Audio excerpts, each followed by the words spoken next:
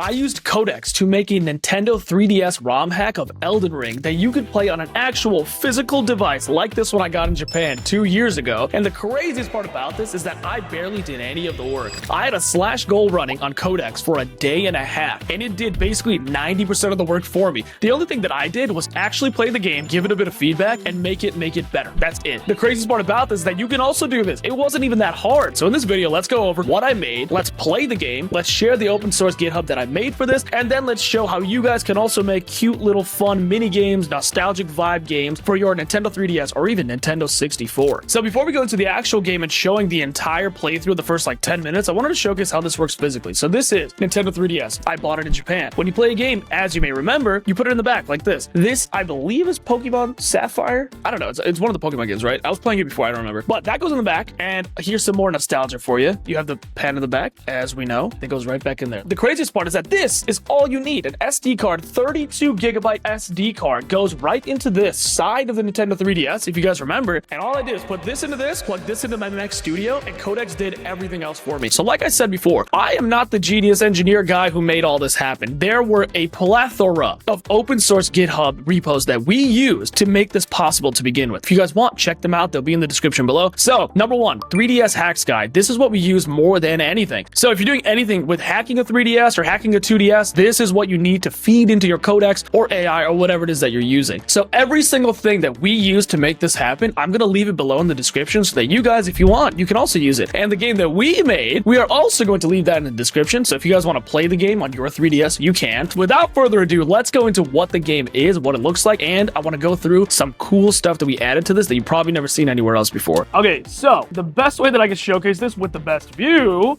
is right here. So when you open up Homebrew Launcher, this is how you start the actual custom whatever it is that you made here. And then you can see here, Ashen Rift. 3D doesn't work at all, so you can ignore that. So you tap A, you can walk around, run around, and remember, the audio is custom audio made by Suno, which I'll put over this video just so you can hear it. So this is your Firelink Keeper, right? Veiled Keeper, stay Ember. The valley remembers every blade. Beyond the pale gate, the Ashen Warden waits. So you have to talk to him to keep going, right? Then when you keep going, you enter your first boss fight. This is the Ashen Warden. When I was testing this for this video, he was way too hard.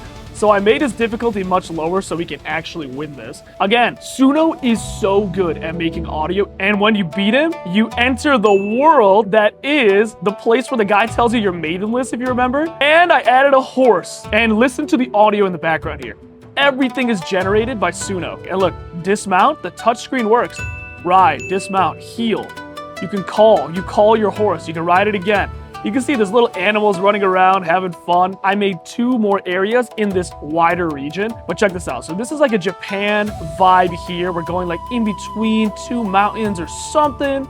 Oh, where are we going? If you can hear the audio, it's actually really good. But we're just running around. Yay, running around. Again, it's slop, but I love it. Twin Fang Ravine. I forgot I made this. This is a boar. This is a boss fight. Gore Tusk Valley King. We got this. Get him. Listen to the audio here. You can't tell me this doesn't sound like Sekiro, Japanese Dark Souls type beat game. Okay, we're getting there. Run, hurry up, we're running out of battery. Another horse. Okay, new area. Oh my God, listen to this audio.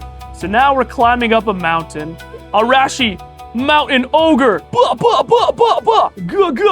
I made the bosses really easy because they were way too hard before. And that is most of it. Once you descend south, you get to just run around if you really want to. And again, to you guys, this might be slop. To me, this is like a dream come true. Who in the right mind as a kid and a kid that played a bunch of games didn't want to be someone that could make a game on a 3DS? And again, imagine all the beautiful, wonderful, creative indie devs that were unable to express their criticism because they didn't know coding. And now you just need Codex, Code, QBK3, whatever AI model you want in the world, and you can make a game. But all these creative, beautiful people who have stuff they want to put out into the world, but just aren't able to because they didn't have the know-how of coding. There is nothing stopping you now. Imagine how much more amazing games can come out from these teams now that they can use AI to like 10x their process. Instead of needing to hire 100 people to work 8 months on one game, you can now hire 10 people and work 8 months on one game instead. It's so amazing. Okay, we're back. I think it was so fun doing this. it brought back so many good memories, and I think that AI here is a net positive. A lot of people want to hate on it and say it's going to ruin the gaming industry. No, it's going to 10x the gaming industry. And if you're locked in enough and you have that idea in your brain, you can now do it. You can make actual high quality games with this stuff that you can then monetize, share with your friends, put onto Steam, do whatever you want. So yeah, if you like this video, you should subscribe and watch the other videos that I made. I make a bunch of like, can AI remake these type of videos, and I make a bunch of other educational stuff. In the month of July, I gave away a Mac Mini to a random subscriber, random TikTok follower, and or a random school community member. If you're already subbed, you're already subbed, so you're already involved. But yeah, I hope what I was trying to talk about here came across in like a good way. And yeah, thank you.